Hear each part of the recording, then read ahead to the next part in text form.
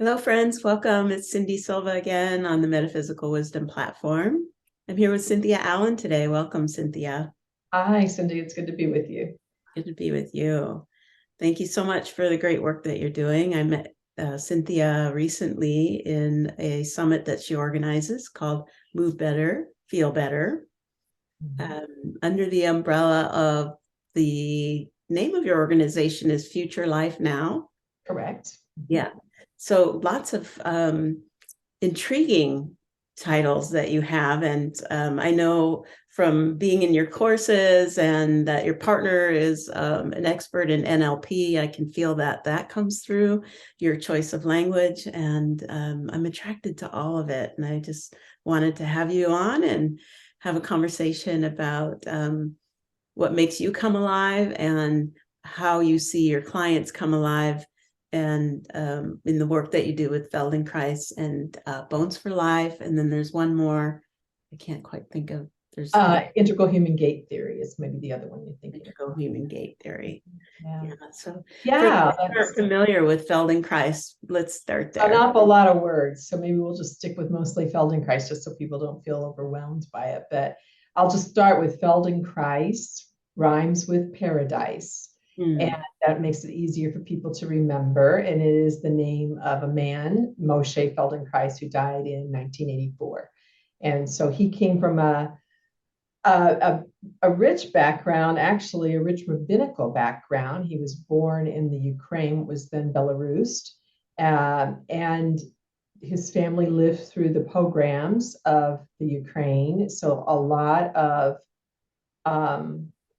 a lot of trauma happening, right, for the Jewish people. He had two backgrounds in his two different Jewish backgrounds, one which was maybe a little bit more movement and ecstatic oriented, and one which was very orthodox. And so he was raised in a pretty orthodox family, but very aware of how his lineage had come down through on either side.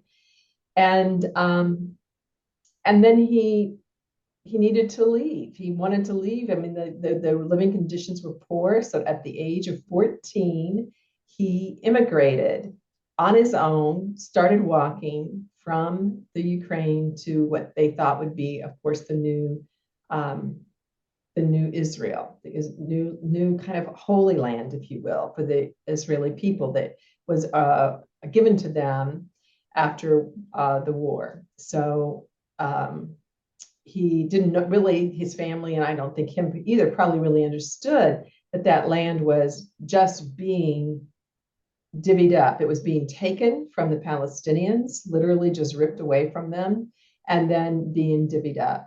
So he traveled for about 6 months walking, and other children joined in, other male children joined in. They would stop in villages, eat food, go to the next village. They traveled through winter and did arrive in what we now know as Israel. And Tel Aviv, a major city, didn't exist. They lived in refugee camps, basically. They all had refugee camps. And so he was in a camp with everybody else trying to make a go of it. And by the time he was 18, they were building out what would become Tel Aviv, and they had some real issues in the hostility between themselves and the Palestinian people. And he was not allowed to carry, the Jews were not allowed to carry any kind of weapon. So the young boys really practiced a kind of street art, martial arts. And they got into really early versions of jujitsu. And one of the things that Feldenkrais noticed already at the age of 18, when his friends were getting involved in fights with a Palestinian where somebody would knife them, because the Palestinians had knives, but the Jewish people were not allowed to carry a weapon. And he noticed that despite the fact that they had been practicing and becoming extraordinarily adept at what they were doing in the street fight jujitsu style, they were losing every time in an actual fight. And so he asked himself at that age already, what is it that people are doing? What's different about what we do in our practice than what we do in real life? And he discovered that each person, he actually staged series of experiments where people would be attacked from his friends. They would get attacked by another friend, and he would watch spontaneously what they did. And he realized everybody had a spontaneous protective movement they did, that if that was not taken into consideration in the way that they learned to fight, they would always revert back to that.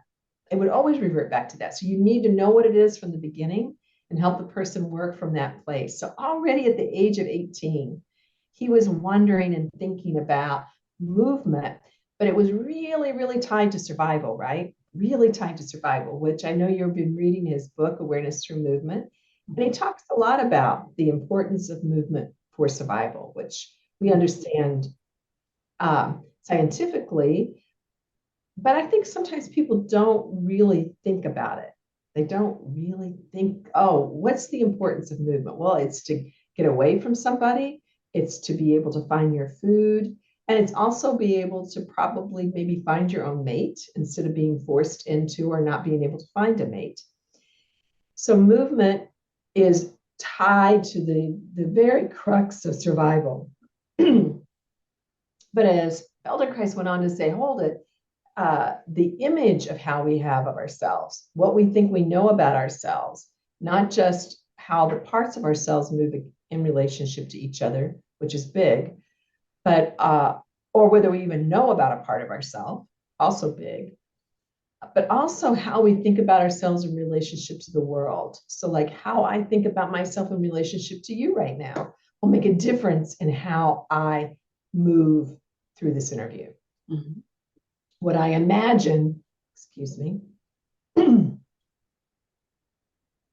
I imagine to be your audience and my relationship to them will make a difference in how I move through this, this time and space we create together. So, you know, that was there in his background, and he stayed interested in movement. But he went on to be able to get his doctorate in science at the Sorbonne. During that time, he was actually teaching Madame Curie. I just love this story because when I was a child, you know, Madame Curie was like this really old woman in my mind, old scientist. And there are pictures of Moshe with the Curies and the other scientists teaching them martial arts, teaching them awareness through movement. He's doing both with them, and they're young and they're all vibrant. And then once the war happened, and it was very difficult to get back into the science field and really do well, and he had spent all that time during the war, 2 years set off in England with all these other scientists for 2 years, where they were asked to work. They were basically kind of quarantined and to work on behalf of England. During that time, he started to perfect a little bit this idea of what he would eventually call awareness through movement, and started teaching that to them in a big way. And so by the time that he got done, the war got finished, and he's like, I don't know, I've lost my ground. There's no way for me to go back to Curie Labs. I'm not really sure. He tried a few inventions, and then he was like, I'm gonna finish out this work, and started writing books at that point. Awareness Through Movement came quite a lot later when he wrote that his beginning books, Mature Body and Mature Behavior. He even wrote the foreword to Couillet's book on positive thinking, some things like that got him started very early. And then eventually by the 1970s, 60s, and 70s, he had an actual method that he named and after himself. Mm-hmm. And then the movement component that you got to attend in the Move Better, Feel Better Summit is called Awareness Through Movement, where it's verbally taught and people move in a guided way. Sort of like Tai Chi and Qigong in some ways, but there's usually no teacher demonstrating it. Mm-hmm. Right. Yeah, and it makes you really tune in both, to the auditory, but also kinesthetically. I love that, how slow it is, and the environment that you create in sharing that the body the brain is gathering information on the movement, and the slower we move, the easier it is for the brain to gather that information so that it has alternatives. You move in different ways. And so the body and the mind and the brain is the body, but it can find ways to move. When it hits a limitation, it has a whole resource of other ways that it's approached that outcome through different avenues. And so I really have been witnessing that.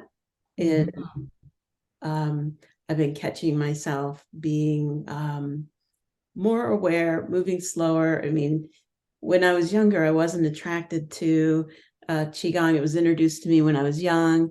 I had a Feldenkrais session with a sister at the Benedictine monastery. And I just didn't get it because I wasn't ready for it, right? And now at this point I am, and I'm curious, and it's coming into my life, and I'm exploring it, and I'm like, oh, I wish I would have known this then about how the brain works, but it's it goes with we have to have a certain readiness for these things. Sometimes it can be presented in such a way for younger people that it will really totally captivate them and grab their attention. But the truth is that most of us have lives that in our 20s and 30s and even into our 40s, we're really about fleshing out our self-image in a really specific way. Can I survive in this world? Can I even maybe raise myself up a rung or a two in other people's eyes? Can I have children and make a family? And that's really what we tend to focus on. And it's in that age range, someone who comes to Feldenkrais in this current culture is really unusual in that younger age range. But sometimes you will find an athlete, somebody who's really into movement, just starts at young, and stays with it. But a lot of times there'll be people that'll be just dipping in and out. I know theater students often get introduced to it in college, and then they come to me later. They come to me later and say, hey, I had this Feldenkrais thing 15, 20 years ago, and I thought, well, I might as well try it again now. They were just busy doing those other things, weren't they? And then they're interested.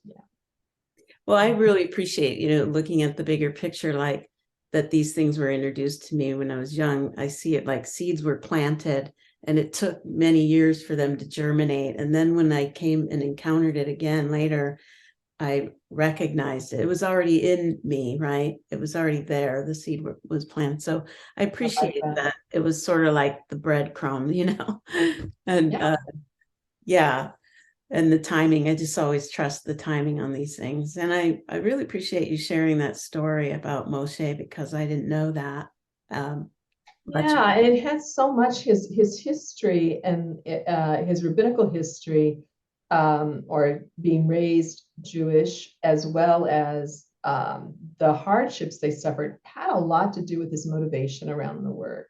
First of all, you've seen that quality of how we ask so many questions, right? We ask, and in awareness through movement, it's this kind of continual dialogue to help you check in and notice something else about yourself that you may never have noticed before. And questions lead to another question, which leads to another question. And so that's a particular style that I came to understand that is often used in Jewish studies, is that there is no answers, there's only another question. Wow. I thought, well, that's interesting. Many of us think, and not everybody agrees that that's how he was influenced by that, but I think it's hard to deny that it probably had some impact on him, right? He was not a practicing Jew, by the way, in his adult life, or at least in the years that we are aware of him. And then, the other piece of it was really young. We've seen journals that were found of his writing as a young boy, still in Belarus, and talking about the pain and the suffering and the horrors of what was going on, and his concern for other children and other people, but particularly about other kids.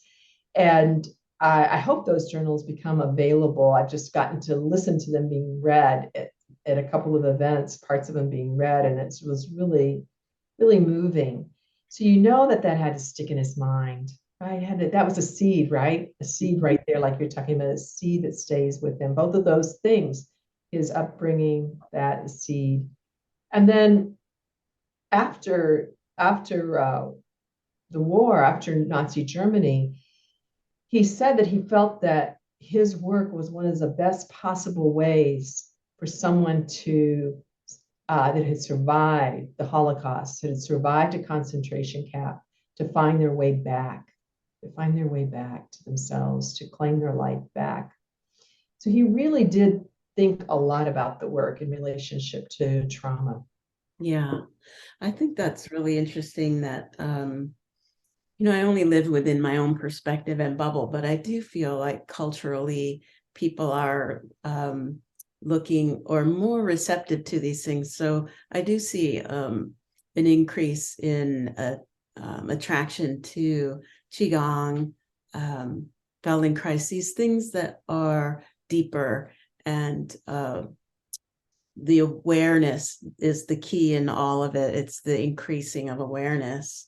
And so I think that the need of our time culturally to make that kind of shift, to repair, like he talked about, it's the only way to come back home to ourselves, is that now things like these, and there's more than one modality to get there, and they're all becoming popular now. And it does seem to be dovetailing with the timing of a crisis, and the need for us to become more aware, and see ourselves differently so that we behave differently. And I wonder if you're noticing that too, that your work, the seeds that have been planted in you, that you've been holding as part of the Feldenkrais community of teachers, if it's starting to become more popular than ever, is there more interest than ever, like I'm seeing with Qigong? I don't know. What I've always said is I have a 15-year marketing plan. The 15-year marketing plan. And I talk about this woman who, when I was kind of still a young pup as a practitioner, one of my clients who is still a friend of mine said, "Oh, I have this friend who absolutely has to have your work. She needs your work. Can I get us together and have a lunch?" And I said, "Well, I guess." It's not usually something I do with clients because the work is kind of personal when you see people privately. But I thought, okay, well, I'll try it. And so we went out to lunch, and this woman was beautiful and very personable, but it was really clear to me she wasn't interested in the work. And then my phone rings 15 years later. And I answer the phone, and the woman says her name, and she says, "You probably don't remember me." And I said, "Oh, I do. We had lunch at the Blue Gibbon with our friend." And she said, "Oh my gosh, I can't believe you remember me." And then she said these words, "I'm ready. I'm ready." Now, what caused her to be ready was that she decided and felt that she looked really bad in pictures and in a mirror. Her posture was really bad. Is what brought her to that moment of feeling ready. So I've been watching this cycle of how long it takes for people to hear about something over and over again, and then what is their individual readiness for a while now. So I don't know if it's more popular. What I do know for sure, though, is that the ability through online programming allows us to reach more people that might be ready. It allows us to reach more people that maybe are just ready for the seed. Way more people than I could have ever reached. If I were to count the number of people I reach in a year now through our programming versus the people I reached in the 15 years, the numbers are probably not even equal. It's still the 1 year of online compared to my almost 20 years of private practice. It's much bigger. Yeah. So I think the capacity for us to reach out and let people know it's there, and for the people who are looking for the seed or the people who are now ready, they can find it more easily. And they can find it in a way that doesn't make them feel oddballish. Yeah. Like, it used to be when people would come to me, they would say, well, I don't know if I want to tell my friends about this. I mean, I'm getting incredible results, but how would I ever explain this? And they just don't think I'm a little weird. Mm-hmm. And sometimes they would tell their friends and they would try to refer their friends, and their friends would just turn their back away from them a little bit. She said they'd say, things like, I just had to quit talking about it. So I think now, though, they can find their community online. Even if you can't find your community right there in your own neighborhood, you can find your community online. So I don't know where it's going, but it's pretty fascinating, isn't it? It is. Thank you for reframing that for me. Yeah, maybe I'll use a little bit different language to describe what I'm sensing in that. Yeah, it's not actually that people are more interested. It's just maybe that there's more of a readiness meeting the fact that there is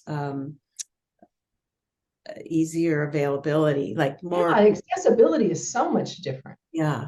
Yeah. So those two factors are coming together. But I do have a sense that it's connected to like in quantum physics, or I was reading, I think it was David Bohm, and he talked about how a quantum leap comes because there is an unsolvable problem in evolution, and evolution has to force an unsolvable problem to confront, or what would you say, like provoke the quantum leap. Right. So I felt that that's what happened when the pandemic came and everybody went online instantly. That possibility was always there. It was available, but we didn't see it because it wasn't a necessity. We didn't have that limitation of being able to get together in person. And then all of a sudden it was like overnight, I was accessing courses online through a teacher in Egypt that he never would have offered online previously. Right. And so the information became like,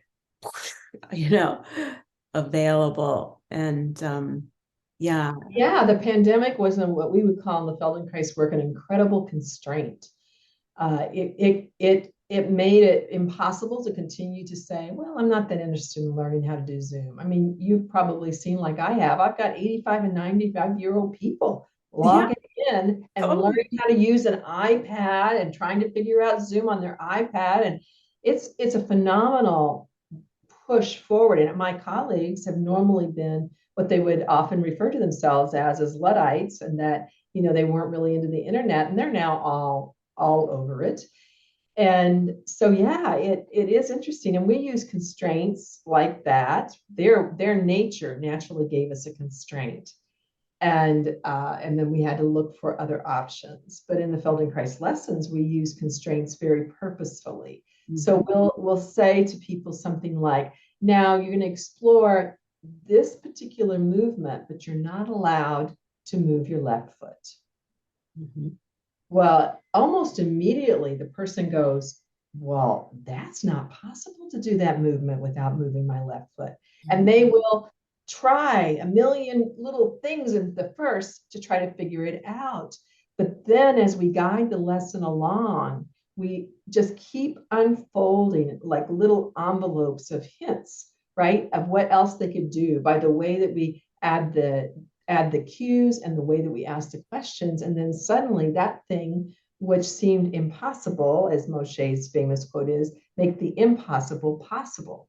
Mm-hmm. Then it's possible. And then we say, make the possible easy, because then we keep refining it. So where it's this really easy quality to it, or this comfortable quality to it. And that's the order long before you get to anything that somebody else might say looked aesthetically pleasing. And we've often have it backwards in movement for all of us. We're often worried more about what other people are seeing versus what we are experiencing ourselves. So yeah, I love talking about what the pandemic did for my profession and how it brought us along and for people to access. And I think it's a great example of an evolutionary constraint, like Bohm says. Mm-hmm. And it also did something, as you were bringing it before, which made us suddenly realize, oh my gosh, this is all connected. Like something in China whether we believe it was China or not. But that's how it started, right? Something in China happened, and it's affected all of us. Mm-hmm. And it didn't just affect our health, it affected our jobs. It affected our ability to see our loved ones maybe ever again or whatever. I mean, I think that I find fascinating. I'm still wondering whether we're going to be able to use that to really get like the actions we need to take around saving this world or not. But yeah, I think it's fascinating that we look for the answers in the big, like outer space and such. And what the pandemic showed us is it's in the microscopic, that it's something so small that you can't even see with the naked eye, brought the whole world down. Mm-hmm. And it's just fascinating that that's a domain, right? Like bacteria is a domain that is really, I think, demanding respect in terms of its capacity to create and destroy. Yeah, that's right. That's exactly right. It reminds me of, in Ken Wilber's work in integral models, he talks about the lowest level being not, it's wide, and then each level gets a little narrower as it sits on top. And we often think that what we have to protect is the top level. He says, no, no, no. What we have to protect is the bottom level. The bottom level is the only way, the healthy bottom level is the only way we can survive. If we don't have those levels below, we can't survive. Yeah. And that's also very much how we think in the Feldenkrais world. We think about when we have problems with the movement. If I'm working with a student privately and I see that they have a problem with the movement, I ask myself, where back in the developmental cycle of movement could we make an improvement so that this thing up here can improve? I don't think about this thing up here exactly being the problem. I try to go back and look at these developmental pieces. I have a woman who I hadn't seen since the pandemic. I just started seeing private clients a little bit recently, and I have to say it's been kind of a shock to see them coming in because the pandemic was really hard on them. Mm.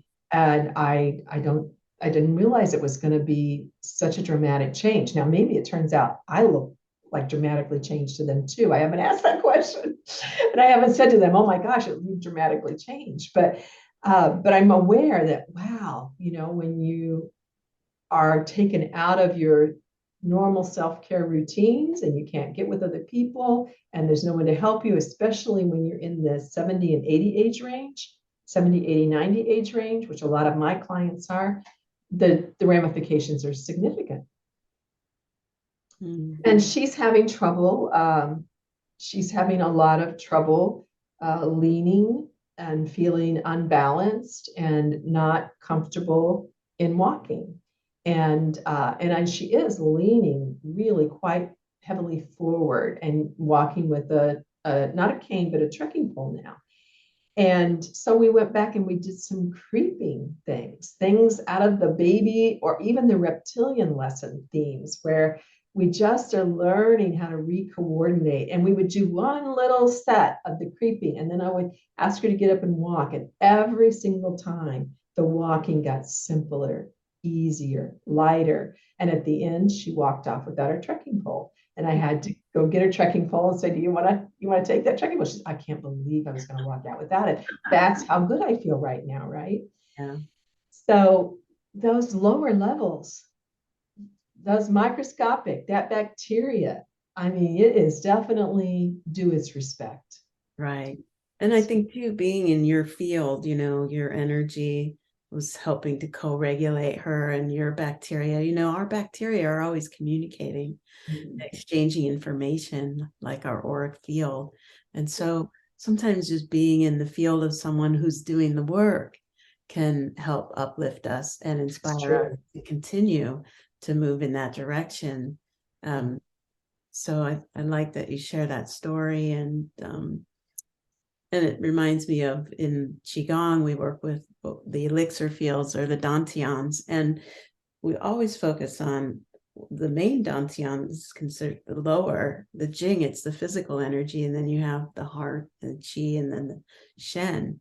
But the emphasis is on the lower level, because without the strength and vitality of a physical body, you don't develop in a way that's harmonious. Right. And so that brings us back to how we sit, how we stand, how we move, Right. how we Right. speak, and how we relate to our source of power. Absolutely. And I think that we generally take movement for granted, or we just think it is what it is. Like, we think about muscle building and we think about stretching, but I think we don't really realize that movement is kind of running on a habitual pattern. And because we've now, well, a child does the movement, a baby does the movement about 4,000 times before it sort of writes it into its brain, but I don't have to keep playing with that movement. I can now go on and acquire a new skill. So by the time we're adults, we've already done this basic repertoire of movement millions of times. And then by the time you're your age or my age, oh my gosh, I don't really know if I could count up right. It would be impossible to estimate how many times. And what does that mean? Well, it means that we know that what fires together wires together, right? So it's wiring in, it's grooving in. The habit grooves in deep into the pattern that the brain is going to fire.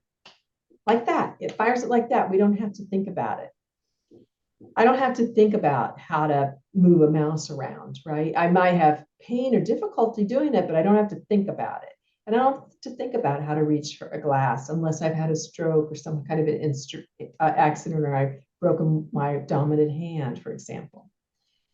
So that process of bringing us back into the physical body and saying, what if it turns out I could make a change in the quality of everyday movements that would turn around and have a big cascade through the rest of my life?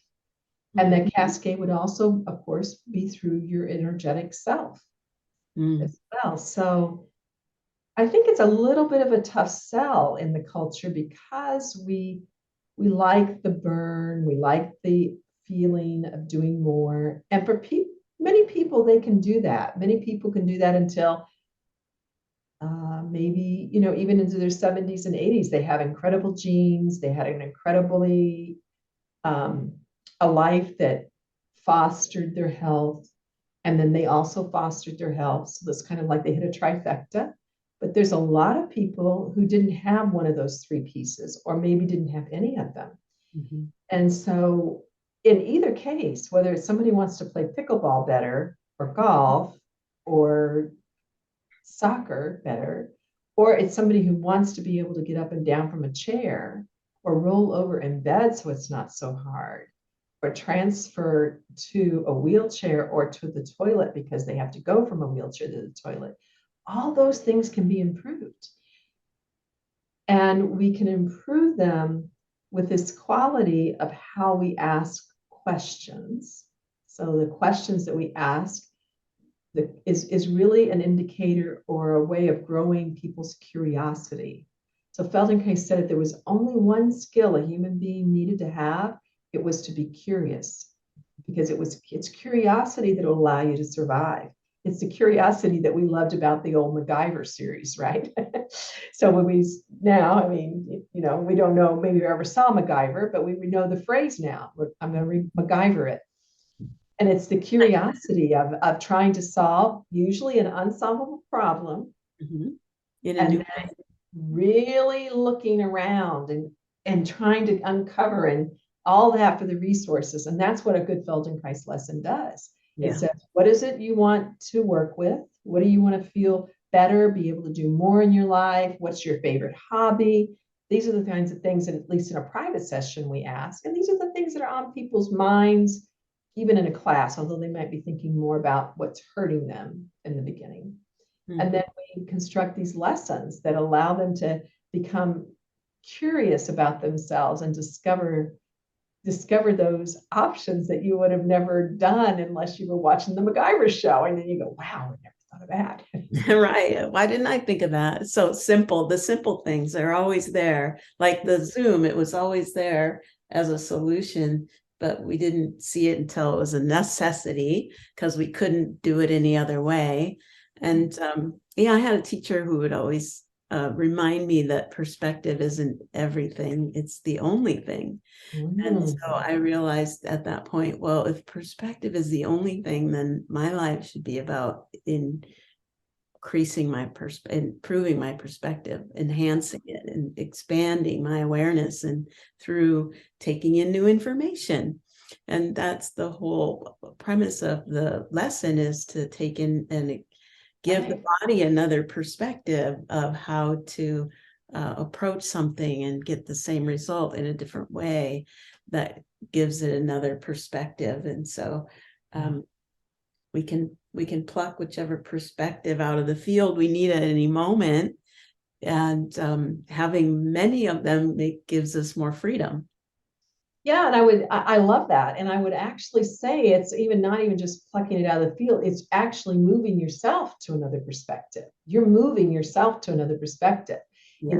It isn't that we can just grab it. We have to be willing to go stand on the other side, look underneath, look from above, go from the inside out, And so movement just keeps, for you and me, we're movement geeks, right? It's at some level, even you're a little more of an energetic movement geek than I am, but that's movement. It's all movement, So I love the story about the sea squirt when I teach classes for which I haven't done since the pandemic started, but I used to teach quarterly workshops for the local Alzheimer's Society, and then partners and their the person that they have in their life that has some form of dementia or Alzheimer's would come, and I would tell the story about the sea squirt. And the sea squirt is this little animal that, as people probably have heard it, floats around, loves floating in the ocean, taking in food, floating, floating, floating, floating, floating. And then one day the sea squirt goes, oh, that's going to be my home. Right there is a good place. I can attach myself to that piece of coral or rock, and I'll just be able to catch the food that comes by. And when they do that, within a very short period of time, it eats its own brain because it no longer needs it for movement. Isn't it wild? That's wild. It's wild. So, is that a direct connection to a human being? Not a direct one, but it's not an insignificant one either. Movement is absolutely the biggest health investment we make in ourselves. And it doesn't have to be exercise. I mean, I know, I'm not saying that exercise isn't important, but it does not have to be exercise. Quality movement on a regular basis makes a difference. Yeah, it's moving with awareness. Even if you're in the kitchen, you're moving, you're aware of how you're moving, you're stacking appropriately. Yeah. Household chores are a phenomenal way of getting exercise. Right. Working in the yard, a phenomenal way of getting exercise. These are the natural ways we get exercise. Movement. That sea squirt story. That's a funny thing to say. Sea squirt story. I know it. Something I heard too about deep down in the sea where it's really dark and they pull up these life forms. They don't actually have eyeballs because they don't need them down there where there's no light. And so what creates the eyeball is the light. So the environment of light forces an organ of perception to be developed. And so there's ways that different styles of movement force organs of perception. And they may not be physical organs of perception, energetic or systems, or so I feel like, the work that you do is bringing attention and awareness to sensation, and that's creating a portal of perception where something gets revealed, some like what's his name, Carl Sagan said somewhere something incredible's wanting to be known or waiting to be known. And I mean, I think our body's just a treasure trove of those. Yeah, it is. And I think that because our bodies are so also resilient and fragile at the same time, right? Something can happen that can knock us off our feet and throw us back on our haunches in a really big way. And sometimes we only notice those things. We only notice the things that throw us off, the pains, the aches, those things. And I feel like one of the things that we can do with our work, your work, is help people become enchanted again with their bodies and the potential of their mind and their bodies to do more, enchanted with its ability to learn, to continue to learn, enchanted with its ability to make something more pleasurable. So maybe the person won't stand again, but maybe they can get more pleasurable in everything else that they can do from a seated and lying position. Or maybe, you can't give somebody back their right hand, but you can give them help them find the use of their right arm in a really potent way. And those are exaggerated, but there are things that happen to people every day. But they're exaggerated in terms of how most people experience their bodies, just around, I'm so tired, things hurt, oh man, there's that shoulder again, there's that leg, there's that's kind of stuff, that dialogue that people go through. I don't know if you've noticed, well, you wouldn't notice it right now, of course, because still people are not really back in restaurants in close compressed areas. But I mean, I remember when I first started Feldenkrais, sitting in restaurants and listening, and all that everybody at the tables were talking about was what was wrong with their bodies. Yeah. What hurt, what surgery was coming up, what procedure, what medication, whether they could have a bowel movement or not. I mean, it was like, I was like, my gosh, that's all the conversation is that's going on in these restaurants, is around what is hurting people. But you get done with a great Feldenkrais lesson, a great Qigong lesson, a great Tai Chi session with somebody, and you feel enamored again. You feel not just connected, and that's a lot, but you feel something else in yourself that's so beautiful. Yeah. There's a spaciousness. So when we're only focusing on what's wrong, there's this tightening, like things get wound in tight, and the light that we are gets trapped in that posture. And then when we trust life, we open and we relax, and when we're relaxed, then this space opens up, our field becomes more spacious. So I think every time we're moving in an orb, like the Vitruvian man in that circle, right? Like, so if I move my arm over my head, I'm tracing the arc of that circle above me. And if I move it out in front, I'm tracing the arc of that bubble in front of me.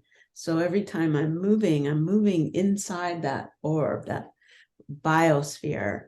And what gives me the sense of the sphere is my center. And so that's how we can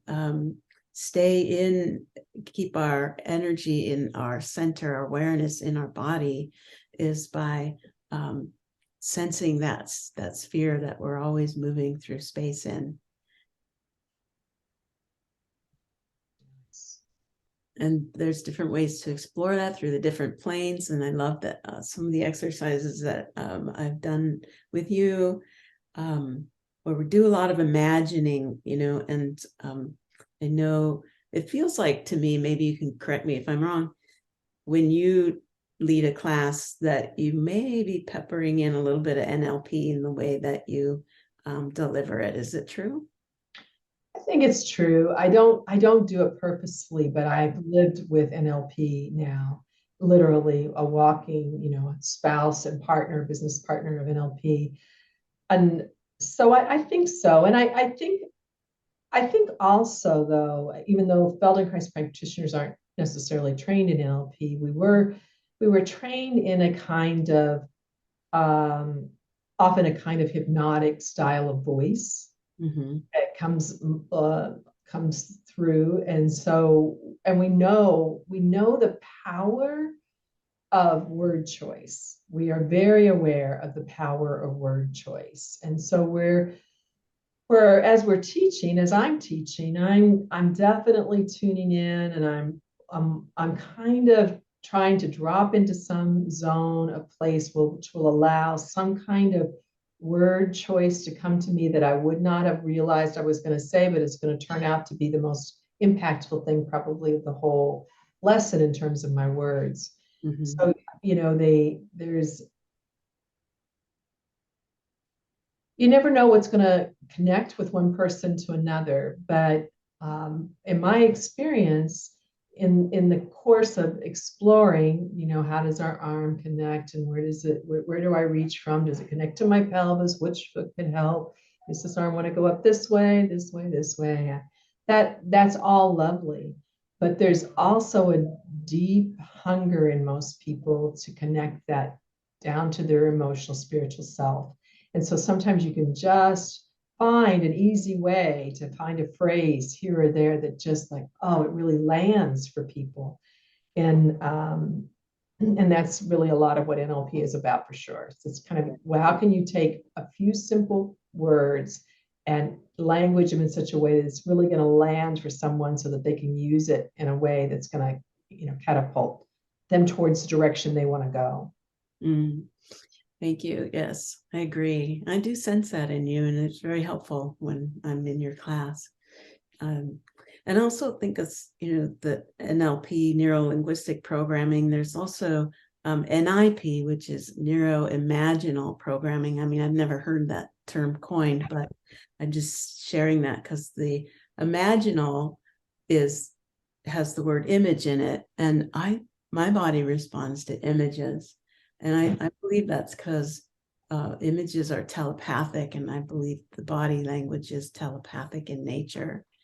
And so a lot of what we do in Qigong as well is we bring images of light or, the different elements to the different organs. And I feel that that is going to be more popular in, of course, all the pro athletes competing at the highest levels are using that visualization.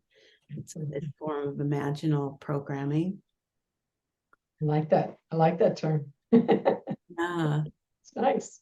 Yeah, absolutely. Imagination is super powerful. I mean, I just taught a 6-week series in my online membership called Your Learning Body, which are around what we call the primary image lessons. These are the lessons that Moshe said, like, if you could just get the key concepts of the 5 lines of your body, and really they were just so deeply ingrained.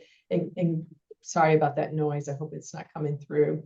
My little mic broke earlier, so I'm really stuck with this one. If you could get that in your image of yourself as you're moving, it would, change everything.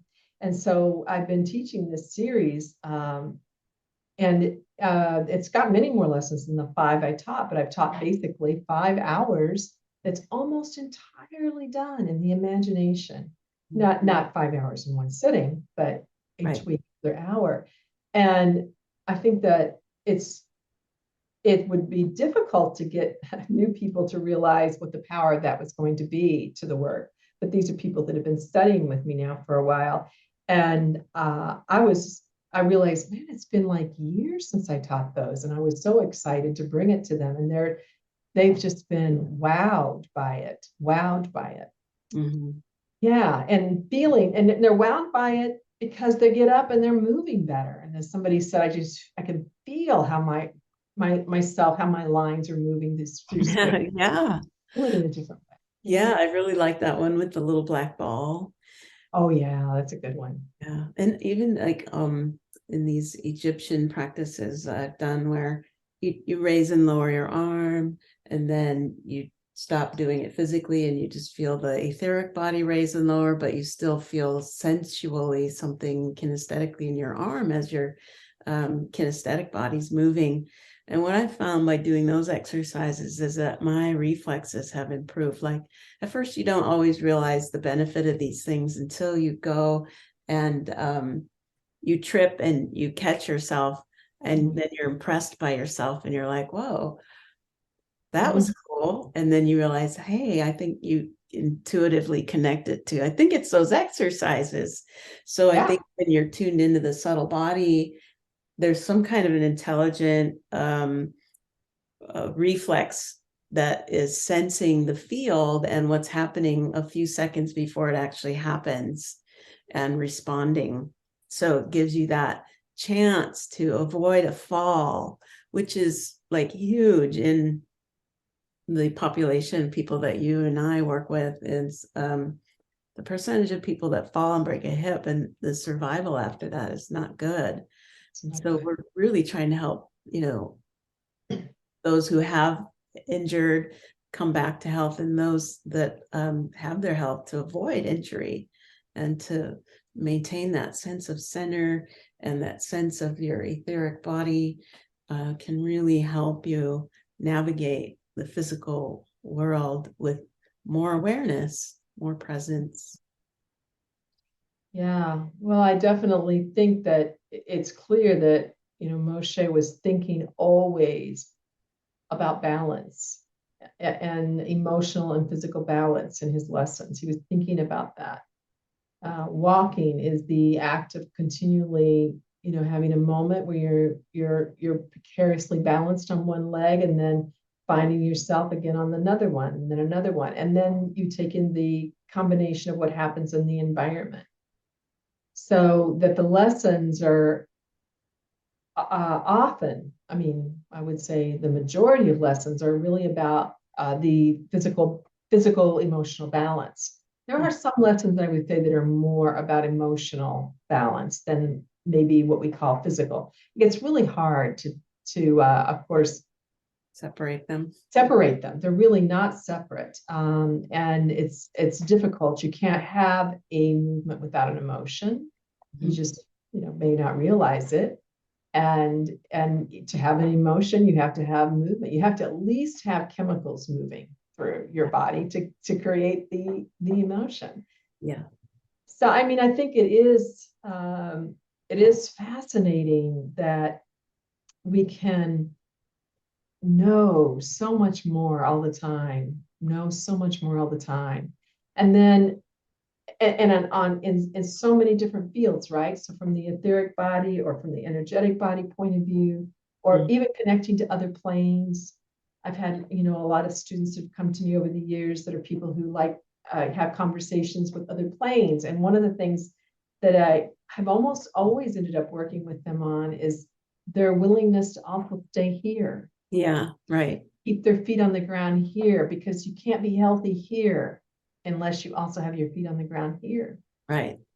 And so it's quite a balancing act to be able to know that there's more and more and more and more and more and more, and then also still keep a kind of quality hara or center line or whatever your particular thing calls it. And in our line, we would call it the center of gravity, the cardinal line, the center of mass. These are things that we would use in our work.